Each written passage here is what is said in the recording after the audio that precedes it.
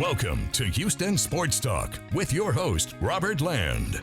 Thanks for checking into the best Houston sports podcast. And joining me for the first time on the show is a Rockets content creator on social media, DeAndre Williams. I know a lot of you guys out there follow him. It's great to have you here, DeAndre, and it's good to do this coming off that Phoenix win, which in my mind was one of the more impressive W's this season. Yeah, definitely. Always good to have a show with some good vibes. And after a W, definitely one of the better wins. Saw a lot of production from everybody, for the vets and young guys included. So yeah, definitely a great way to start the show. Jalen had what might be his most complete game of his career. I think 34 efficient points, 9 boards, 4 assists, 2 steals, strong defense, and the Rockets were plus 17 with Jalen on the floor. He'd scored 34 the previous game, but DeAndre was nowhere near as efficient on offense or as tough on defense as he was on Saturday. Yeah, you could definitely see him specifically came out with a certain edge. I know he works out with Devin Booker and Kevin Durant in the offseason, so I think he took the matchup a little personal the second time. I saw him and Devin Booker were jawing at each other the first game, kind of carried over to the second game. Obviously, we saw the dust up he had with Bradley Beal, but just the passion and energy. And like you mentioned, on the defensive end is what I was really impressed by. We've seen him have these moments, scoring the ball efficiently, being able to shoot the 3-ball well. But defensively, you could really tell he took it personal, guarding his matchup one-on-one, on and off the ball, which has always been an issue for him staying engaged off the ball. But yeah, definitely one of the better games of his career, if not the best game of his career all around. Yeah, definitely. And I want to get into Jabari's development in a second. But first, the news came down that Tari's out for the season. He's having surgery to remove a benign growth on his shin. He'll have a bone graft, have a rod put in, and should be ready to play in 4 months, according to MA. Obviously, disappointing news. But DeAndre, when I heard this, it just made me feel better because it sounds like once this is removed, it's gone. This is not a recurring issue. And I was starting to worry he had a long-term condition. A bit of bittersweet news, I guess you could say, in that aspect of we were left wondering for so long what was going on with Tari. They were very vague, the team doctors and the team overall, about what exactly was happening. So now that we know exactly what's happening, what the rehab process is going to be like, I believe they said he's getting the procedure done on Monday. So we have a timeline now, what exactly is going to happen. So yeah, I guess that's the good news of it. Obviously, we would have loved to have him with us for the rest of the season, especially trying to make a late play-in push. But yeah, like you said, it's better to finally know what's going on and being able to have a plan set regarding his medicals and his long-term health. Yeah, I guess a lot of people are going to question the Rockets health staff and, what they're doing there. But, at this point, I just need more information. I don't know about you, DeAndre, but I'm needing some of these Rockets beat writers, the guys that are on the scene that can ask these questions. And everybody here knows the names of who I'm talking about. I need them to start reporting on what's happening behind the scenes. I just can't believe we can't get anything but a random Udoka, just line or two every couple of months or something like that. It was always been vague surrounding it. And I know that they were trying to keep it very, very touch and go from the Rockets perspective. But like you said, this is the job of these beat writers and journalists, is to try and get the tough information out and to ask the tough questions, especially to a guy like Ime, who you could tell he was keeping his cards close to his vest regarding Tari. And we know how important Tari is to this team. We know how freak this injury had looked for a while, especially with how regular the play had looked from an injury standpoint. But yeah, definitely a little bit of questions for me coming in for some of the beat writers and honestly the Rockets medical staff in general. The wording that came out was pre-existing injury. It's making me think, was it pre-existing pre-draft? Was it pre-existing just from the moment of the injury? So I know they're still being a bit vague with that about exactly how long that benign growth had been there. But I completely agree. I feel like this should have been something they should have been able to kind of pull out of Ime a little bit sooner than we got it. Yeah, and I just don't even feel like this is Udoka's responsibility. This is where Rafael Stone's got to step in and, be the GM, and he's the guy who oversees the medical staff. And if he can't answer the questions, then have somebody on the medical staff do it. But I just did not understand that. But let's move on to this X thread that you recently did on Jabari's development this year. And that really caught my eye because sometimes I feel like Jabari gets overlooked because he's not quite as sexy as the rest of the Rockets' young core. Can you go through the key points in that thread? What are you seeing from Jabari in his development this year and just overall? Well, the massive thing that I've seen for him is while it's not perfect, he looks more comfortable putting the ball on the floor. You can definitely tell it was an emphasis in his offseason workouts. His game, especially last year, had been mostly refined to mid-post stuff, sitting in the corner a lot of times, and a lot of just catch, one dribble, pull-up stuff. And that still is the majority of his shot diet now. But you can tell he's getting a lot more comfortable attacking closeouts in general, putting the ball on the floor in transition. There are times when he'll grab the rebound and the guys feel comfortable letting him get the ball and go. And while it isn't perfect per se, it's definitely an area of growth. I think that for a team that runs a very basic offense the way we do now, where a lot of it is high pick and roll, drag screens, delay actions, a lot of mid-post stuff to Şengün. They start throwing a little bit to Jabari at times. That's important to have another guy you believe can attack in multiple different facets. And Ime spoken on it. He spoke about it last press conference about how they want the offense to be able to, multiple guys that can attack from multiple angles. And I think that's just another layer of Jabari's game that he's been able to tap into. Since he came back from his ankle injury, his shooting's really suffered. It's just 39.4% from the field and 29.4% from three. You wonder, DeAndre, if the ankle still isn't affecting him, because we've seen his percentage go down with this. I thought early in the season, we really saw this incredible jump where I want to say at one point he was closing in on 40% from three, and definitely, great from the field as well, much better. I think the ankle injury is still affecting him a bit. I'd be very doubtful if he's 100% or even close to it. I will say the effort that he's shown despite this nagging ankle injury on the rebound on the glass has been a massive, development in his game. It's something that's starting to change my outlook on his future long term and just how good of a player he can be. But regarding the shooting, I haven't noticed any major differences with his form. He's always had a bit of a clunky looking form to me for a guy that tall. I broke it down in the thread. He's always been more comfortable going right than he is going left. So I'd have to look at some of the film a little bit more to see what exactly has changed. But definitely has been a bit of a downstretch for him. But he's still a 20-year-old guy, second year in the league. So you expect some of these ups and downs at times. I think the more important thing for me is, despite these shooting struggles, he's still finding a way to impact the game in multiple facets, on the glass, attacking downhill, and defensively especially.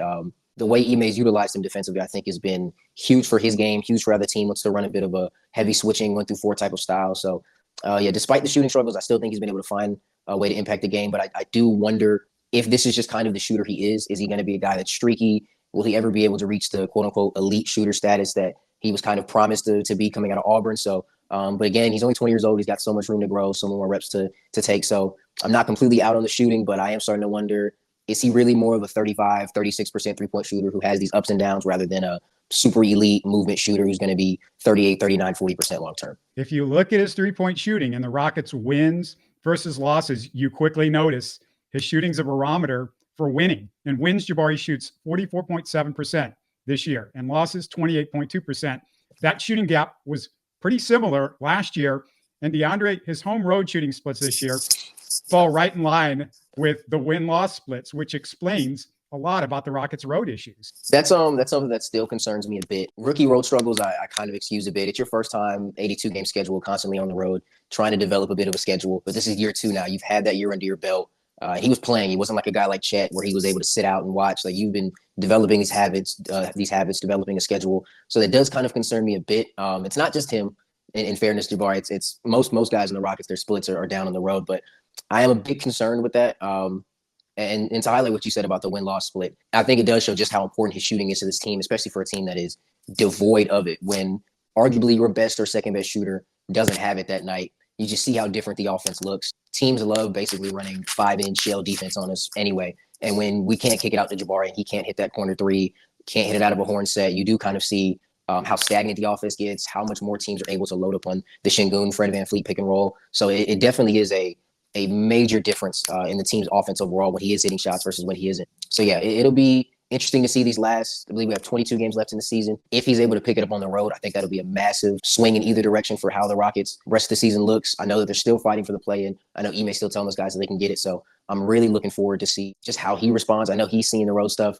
I know the staff is telling him, like, hey, you're this at home, you're this on the road. We got to find a way to adjust. We got to find what we can do in the schedule with shoot around and whatnot. So I'm very interested to see how he goes in terms of the road splits rest of the season. Yeah, and it came under a lot of people's radar in that Saturday game.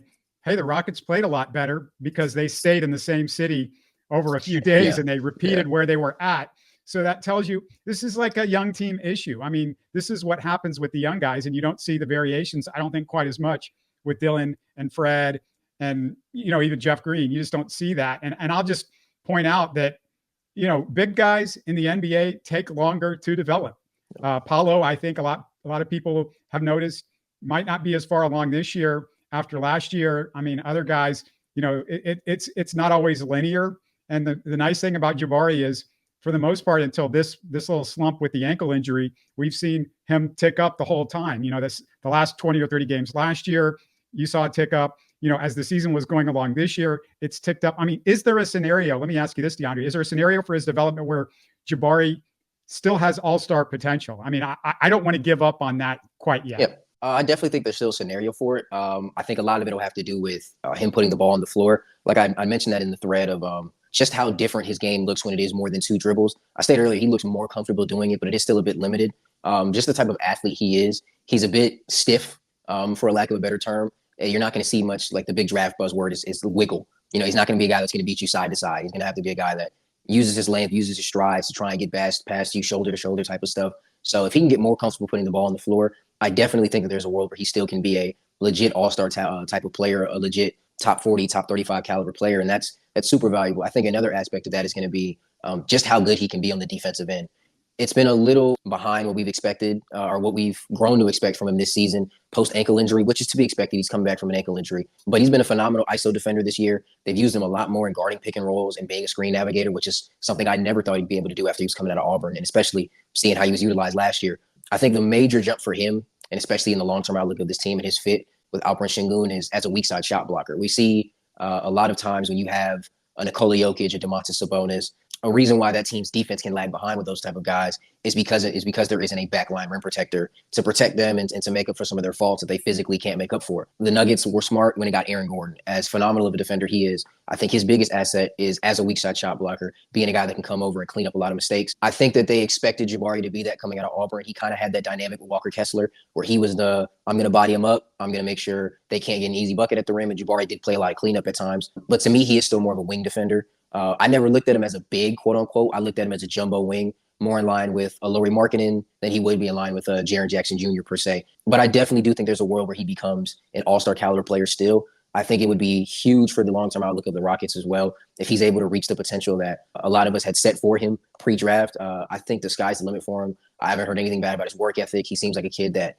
loves the game, loves the grind, and just wants to get better. So I have no doubt in my mind that he'll be able to reach that one day. Like you said, though, bigs do take a little bit longer to develop. So the quote-unquote year 3 leap, I might not be expecting it next year for him to become an all-star caliber player. But I do think year 4, year 5, year 6, Jabari Smith Jr. is going to be one hell of a player. I'm praying and hoping long-term it'll be in a Rockets uniform. Yeah, just to go back to what you were talking about at Auburn, I watched nearly every single game, and I was watching them, just not highlights. I was watching the entire games. And what I noticed is that Kessler was more the guy that was having to clean up for Jabari, because that's the kind of player Kessler was. That's sort of what made Kessler like, oh, he could be Gobert, and that's what he's done. He's basically stepped in as the Gobert guy over in Utah. And when I look at Jabari's offensive development, I sort of look at somebody like Lamarcus Aldridge. Lamarcus never had a handle close to what we've seen with Jabari and what he's already developed, but he had the height and that high release and an unblockable type shot. And Aldridge's second year, his numbers similar to Jabari, but he barely shot threes. Jabari's 2-point percentage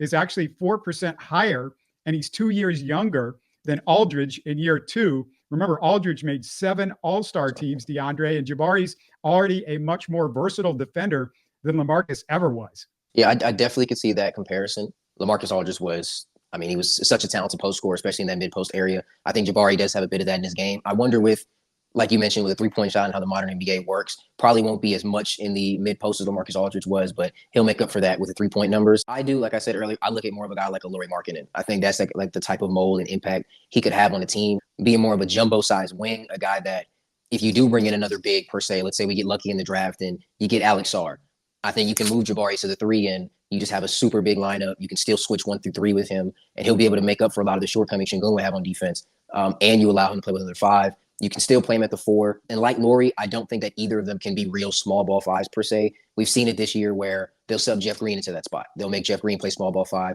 because Jabari's frame at the moment just isn't physically capable of taking on just the bruisers of the NBA, a lot of the bigger 5s. So I see the Lamarcus Aldridge comparison a little bit. I think from a scoring perspective, I definitely could see that. I wonder if in the nature of this offense, he'll get that many touches. I think that's the one thing with how many guys we have on this team. And obviously this team could look drastically different next year. But I do wonder in the quote unquote hierarchy of this offense, just how many touches he can get. I think that's the beauty of his game, though. I don't think he needs 1 million touches a game to make a real impact, especially with how he attacks off of closeouts, him as a spot up shooter, and just in that mid post where it is going to be mostly 1 to 2 dribble moves, turning around and facing up, like you said, very similar to Marcus Aldridge, having a shot that at 6'10", 6'11", with a 7'1" wingspan. Unless you're Kevin Durant or a true 5, you're not blocking that shot. You talked about his work ethic. I want to go to a little clip that I have with the Ringer's Mirin Fader last year, who did a great feature on Jabari while he was at Auburn a couple of years ago. It's worth listening to this brief 2-minute part of that conversation, because if you want to talk about the work ethic and maybe what his potential is, listen to what I asked Mirin and what she had to say about that. You wrote a New York Times bestselling biography about Giannis, and I mentioned that because Jabari's dad said in your feature that he thought Jabari's defensive potential was similar to Giannis's, which is very ironic because Jabari had his breakout defensive game, Mirin, just a couple of weeks ago against Giannis. He held him to 16 points, which is Giannis's lowest point total this season. Wow. That's fascinating. Isn't that such a okay? When he told me that at first, I paused. When somebody compares themselves to any kind of potential with Giannis, I'm like, I don't know. That's very, very, very unique. But if you look at where Giannis was, and we've seen conversations like this when people are talking about Evan Mobley, there was a really nice feature that came out on ESPN recently about like the Giannis model and having Evan study him in the way that Giannis's body has changed. You look at Jabari and like, yeah, his body's going to change, but how quick he is and the anticipatory skills he has on defense, I think he has so much potential in defense, and you saw it in that game that you mentioned. And the other thing is that he wants to be a good defender. Sometimes it comes down to that, right? It's willingness to compete and pride on the defensive end. And I do think that Jabari has those internal qualities inside. You're the perfect person to ask this question. Do you see similarities between Giannis and Jabari and their work ethic? I definitely see the similarities in the work ethic, just in this sense of like, you have to kick them out of the gym. Pure love to be there, childlike enjoyment. You tell Jabari something that he needs to work on, he's going to be in there for like 2 days straight trying to figure it out. And that is so very Giannis. The other thing is this idea that you're never a finished product. You will always work and never quite arrive. I think they both have that. And I think they both are big dreamers. Giannis wanted to be great. He didn't want to just be good. He didn't want to just make the league. He wanted to be great. And I think Jabari wants to be great as well. But they're both so soft-spoken. They'll never say things like that out loud. But internally, there is this fire, I hate to be cliche, this fire burning that so wants to be better. Yeah, DeAndre, I mean, what she said, when I heard her say that, it's what made me so excited about Jabari coming to Houston, because you can see it now. You can see, there's never a night where I question Jabari's effort. There's never a night where I question that guy is not in the gym. We saw what he did this summer with his handle over just one summer. And you talk about, well, he's not good at going left. Well, give him another summer. He'll work on that. Yeah, I 100% agree. I think a massive thing that I noticed during the summer was the talks of him doing yoga. And it seemed very small to a lot of people, but I think he heard some of the talks about him being a little stiff in his upper body, not being able to move as laterally quickly. And I think he took it personal. I think he took an unconventional route to doing that by doing yoga. And I look at that and I think, okay, he gets it. He's listening to his critics. He's listening to his coaches, and he wants to prove them wrong. He wants to prove everyone wrong in the fan base, out the fan base. And I value that. Like you said, you see it on a night-to-night basis. I think Ime's mentioned it before with guys like Şengün, Jalen. Their shots may not start to fall, and it might affect some of the other effort that they put on the floor. I don't ever have that question with Jabari. I know night in and night out that he's going to give his 100%. Kudos to his father. I know his dad had a massive part to do with that. Having an NBA dad is probably such an advantage. I know he's been taught how to be a professional, and I think he takes pride in that. I think he takes pride in, even if my shot's not falling, even if I can't get to the basket, I can make sure you can't either. I can make sure your shot's not falling tonight. And that's important to me. I think that's why Ime loves him so much. I think despite all the talk we heard in the summer, it was never a question of, well, how does Jabari fit? I think everyone saw the fit between him and Ime and said, well, yeah, they're going to love each other. This is going to work. So I definitely think long-term with his work ethic, how bad he wants to be great, the fact that I think he's not too cocky, he's not overconfident in himself, and he's willing to listen to his critics, sky's the limit for him. He's going to be as good as he wants to be. The other part, and this is another thing that I really love about him, is he loves taking those big shots. He wants those. We saw the shot in Summer League that he had, the crazy game winner. We've seen, the shot last year against the Pelicans. And I'm genuinely surprised when he misses big shots at the end of the game. The Suns, he missed a couple of free throws. I was surprised he missed a wide open corner three at the end of the game. I get surprised when he misses those because I feel like he likes those moments. Yeah, definitely. And tracing back to his AAU days when he was playing with the Atlanta Celtics, that was also his responsibility. He was a top 5 player in the country, 5-star McDonald's All-American. So whenever it was those close moments, they knew who the ball was going to. And I think that's something that he's carried with him into the NBA of, I know at my height, my size, I can get this shot off against whoever. And especially in those clutch moments, like you said, I think he wants to take those shots. That's so invaluable. It's one thing to think you can make it. It's one thing to know you can make it. And I think he has that's such a self-belief in himself in those moments. And I think that goes back to a work ethic. I don't think you believe in yourself to make those shots unless you're working on those shots tirelessly when nobody's watching. So I completely agree. We've seen it before. I agree with you too. I'm expecting out of an ATO that the play is going to be called for Jabari in the last minute because they know the type of mismatch he is, and they know that he wants to take that shot. The other thing is, me and her were talking about the Giannis comparison, and we're talking about work ethic. And I've heard KD comparisons. He doesn't have the body of a Giannis or a KD in that he's not the athlete. They are 6'2" athletes and 7-foot bodies. And that's not Jabari, but he's no slouch either. And that's why I compared him more to Lamarcus, but Lamarcus was a worse athlete at that size. And, hopefully, the key to me is just, that shooting's just got to keep inching up. And then maybe he adds some other skills that we're not expecting with him. I want to hear from everybody that's out there watching and listening. What do you guys think? Get in the comments. Also, DeAndre, in my last show, I asked Red Nation Hoops, Salman Ali, if Rafael Stone should be fired in a couple of months. And we kind of differed on that in some things. I'm going to post the link on the screen at the end of this video, my conversation with Salman. But do you have a strong feeling either way, DeAndre, whether Stone should be back next year? I think this last 22 games is going to heavily determine it. I don't think he's done himself any favors. I think when you come out and declare this is phase 2 and that we're moving forward, I think ending the year still having to go to the lottery with your own pick, that from the owner's perspective doesn't look great. I don't think Tillman's up there saying, well, this is what we wanted phase 2 to be.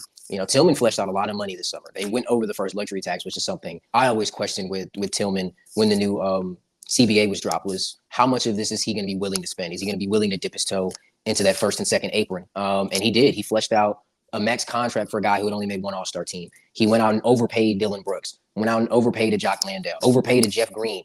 So I think from Tillman's perspective, he's looking like, I paid this much money, I went over the apron, and we're still 3 seeds better than what we were. I think he's looking at it a bit iffy from an owner's perspective. I do think he'll probably have one more season, though. I think they'll give him one more season. I think the Steven Adams move was built for that of, hey, we might not get it this year, but we have a guy next year who we think is going to be able to patch up some of the holes we have. We have $16 million roughly in cap space, a lot of tradable contracts in Jeff Green, Jayshawn Tate, the Jock Landale deal, which is non-guaranteed, which was a brilliant move by him. The rookie extensions are coming up. I'm interested to see how he deals with that. So I think he's bought himself another summer, but I think that summer is going to be make or break for him. I think depending on the moves and depending on how the team looks going into the All-Star break next year, that'll be the final note on Rafael Stone's 10 years of Rocket one way or another. Yeah, and one of the things that I didn't get a chance to get into with Salman, and I just disagreed with him on, is he talked about the fact that, who out there is much better that you're going to be able to get, or, he just didn't have, Salman was like, well, you didn't have the confidence that, hey, you can go get somebody better. Because my point was, at best, he looks like a mediocre GM. He doesn't look like a guy that's going to go out and put together a championship team. I mean, sometimes you can luck into these things, but you typically want the guy that can go out and get a championship. And he's like, well, it's not like you're going to go out and get a Sam Presti. Why not? Why can't you get a Sam Presti? Why can't you get, somebody that is from the Miami organization, might bring some of what they're doing there, because you win this at the edges. And my biggest concern with him is, I don't think he knows how to win at the edges. I don't think he does a lot of the little moves that need to be done to make you better. And when I look at the back of this roster, that's a big deal. I still heard him talking about, Boban being a great move. If you like Boban around, make him a part of the coaching staff. No one was going to go out and sign Boban to be a part of their team, most likely. If you want to bring in some of these other guys at the back of the roster, get some guys that are just a little bit better that you can at least feel like you can put out on the court more than they've been able to put out some of these other guys on the back of the court. I mean, whether it's Nate Williams or, Nate Hinton or whatever, if you don't have guys that you feel like, oh, we could take that chance on, because DeAndre, you've seen what's happened in Memphis. They've found a couple of guys this year. I mean, Gigi Jackson in the second round, but obviously that's a draft pick, but is it Vince Williams? I think he's been a surprise for them. Yeah. Just a totally undrafted guy that they able, with everything that happened, he came in and, oh my God, that's something you just don't see from Stone. Yeah, even regarding Memphis, even a guy they just released in Jacob Gilliard. He's 5'8" and was giving them productive minutes as starting point guard with Ja out. So that's definitely some of the concerns I have with him. I'm a big guy in how valuable second round picks are. And I feel like he's been a little too willy-nilly with throwing out second round picks in certain deals. The Steven Adams deal for me, after seeing what other teams got for 2 to 3 second round picks, just kind of concerned me. We knew we needed a backup center this year. Bismack Biyombo was right there. We didn't go get him. But the Thunder just signed Mike Muscala after he was released. That's another guy who would have been able to stretch the floor and give you some quality minutes at backup center. I know that it's real hard though to get those guys if you're where the Rockets are. Yeah. As a middling play-in team, I do get that part of it. But there were other moves he could have made. I believe we started the year having 6 second round picks at our disposal, 5 in this draft class, and I think we're down to 2. And all we have to say for it is Steven Adams, a guy that might be a trade filler guy in the summer, a guy that might not even play for us at all. So that's some of the issues I have with him. I do agree with rounding out the roster. I think that's a That's a huge thing for a GM. The point of a rebuild to me is finding out if you have your guy. I'm not necessarily completely sold that we have our guy. I think that we have enough assets to maybe go and get one if we're lucky in a trade. But I don't think we have our guy. When you don't have your guy per se, you got to be able to round the roster out with quality veterans, quality role players, guys who fit the team. We still don't have a movement shooter, a real movement shooter. Like we discussed all year long as Rockets fans about Jock Landale and the lack of a backup five and having to play Jeff Green in those minutes. So it's a lot of issues with this roster that you could see coming that he didn't address and chose not to address at the trade deadline as well. And then going back to the offseason, the Brook Lopez deal falling through and Jock Landale being your backup plan. If Jock Landale was your backup plan for Brook Lopez not being available, I think that says a lot about the plans that you did have as a GM during the offseason. So I'm not fully sold on Stone yet. I do think he's bought himself another summer, like I said, but I do agree with you. I think that there's a guy out there that's looking at this Houston Rockets team, the assets that we have, and is saying, I could build something with that, and I could build something a lot better than what Rafael Stone has built. Yeah, and my concern just of giving him that extra year is this is around the time where you need to be getting rid of those Brooklyn picks and use them to get something. And I'm scared of Stone having that responsibility, and I'm scared of him having another responsibility of a big offseason after we saw what happened with the Lopez thing. The Landale thing, it may not look bad if you are able to make a trade using that contract that you might not have been able to make otherwise. Same with Jeff Green. You know, some of those contracts were set up to trade, and I get it. Yeah, but you know, it just scares me because of some of the other stuff. And, you know, I've kind of already expressed a little bit of that. But before we go, just remind everybody how to find you and all your content. So I'm mostly on Twitter right now. I am starting my YouTube channel up soon, but at Twitter or on Twitter or X now, I guess I should say, at Willems, WILLLUMZ. That's where I'm mostly at now. I do have my editing page on Instagram at DeAndre Does, but I'm mostly on X now. Just I'm trying to push out content, but I am trying to move over to YouTube now. A lot of people have been asking me to do it. I was super against it at first, but enough people asking, I guess you got to take the hint, right? Yeah, absolutely. And everybody loves hearing about your opinions and what you think about what's going on. Some great threads if people go on his X page about, you know, what some of these guys are doing right now and where they're at, like we talked about with Jabari. Thanks so much for doing this, man. Thanks for having me. I watch the show all the time. Love when we get to talk in spaces. So I'm honored to be here. Thank you, man. You're listening to Houston Sports Talk. Hey, don't forget to support us by subscribing and commenting on YouTube. You can always listen to us on Spotify, Apple, or your favorite podcast app. Tell your friends about us and share our show links on social media. Spread the word, everybody. Thanks for listening.